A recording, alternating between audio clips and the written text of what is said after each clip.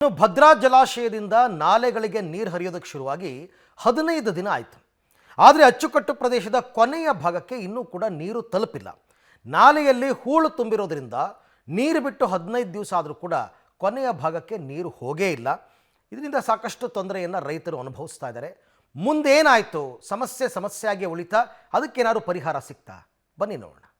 ಭದ್ರಾದಿಂದ ನಾಲೆಗೆ ನೀರು ಬರಲು ಹರಸಾಹಸ. ಸ್ವಂತ ಖರ್ಚಿನಲ್ಲಿಯೇ ಹೂಳು ತೆಗೆದ ರೈತರು. ನಾಲೆಯ ತುಂಬೆಲ್ಲ ತುಂಬಿರುವ ಹೂಳು. ಇಟಾಚಿಗಳ ಸಹಾಯದಿಂದ ಹೂಳು ತೆಗೆಸ್ತಾ ಇರೋ ರೈತರು.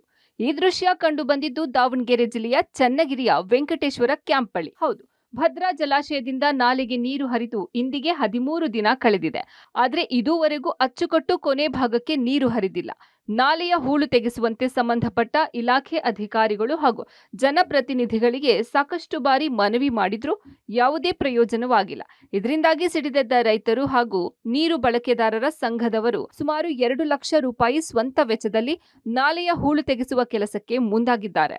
10 ದಿವಸ ಆಯಿತು ನೀರೆತ್ತಿ. ಈಗ 10 ದಿವಸ ಆದರೂ ನಮ್ಮ ಜಮೀನುಗಳಿಗೆ ನೀರು ಮುಟ್ತಾ ಇಲ್ಲ. ಸುಮಾರು 94 ಎಕರೆ ವಿಸ್ತೀರ್ಣ ಇದೆ ನಮ್ಮ ಕೆರೆ. ಆ ಕೆರೆಗೂ ಸಹ ನೀರು ಹೋಗಿಲ್ಲ.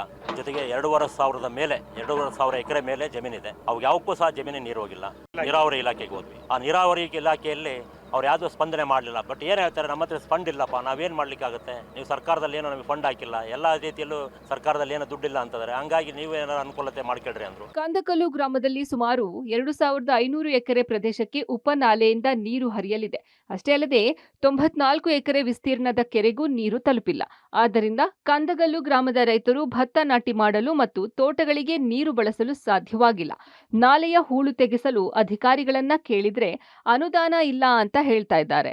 ಜನಪ್ರತಿನಿಧಿಗಳಿಗೆ ನಮ್ಮ ಗೋಳು ಕೇಳ್ತಿಲ್ಲ. ಇದರಿಂದಾಗಿ ರೈತರ ಬಳಿ ಚಂದ ವಸೂಲಿ ಮಾಡೋದ್ರ ಜೊತೆಗೆ 2 ನೀರು ಬಳಕೆದಾರರ ಸಂಘ ಜೊತೆಗೂಡಿ ನಾಲೆಯ ಹೂಳು ತೆಗೆಸಲಾಗ್ತಿದೆ. ಅಂದ್ರೆ ನಮ್ಮ ನಾಲೆಗೆ ನೀರು ಹರಿತಾ ಇಲ್ಲ.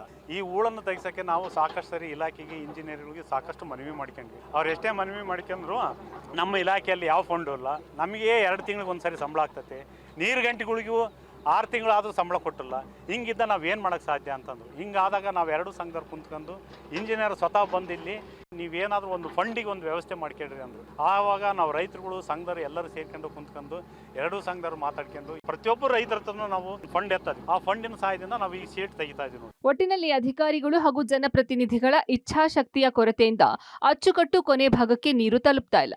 ಇನ್ನಾದ್ರೂ ಅಧಿಕಾರಿಗಳು, ಜನಪ್ರತಿನಿಧಿಗಳು ಎಚ್ಚೆತ್ತುಕೊಂಡು ನಾಲೆಯಲ್ಲಿ ಹೂಳು ತೆಗೆಸಲು ಮುಂದಾಗ್ತಾರಾ ಅನ್ನೋದನ್ನ ಕಾದು ನೋಡಬೇಕಿದೆ. ಪುನೀತ್ ಆಪ್ತಿ, ಪಬ್ಲಿಕ್ ಟಿವಿ, ದಾವಣಗೆರೆ.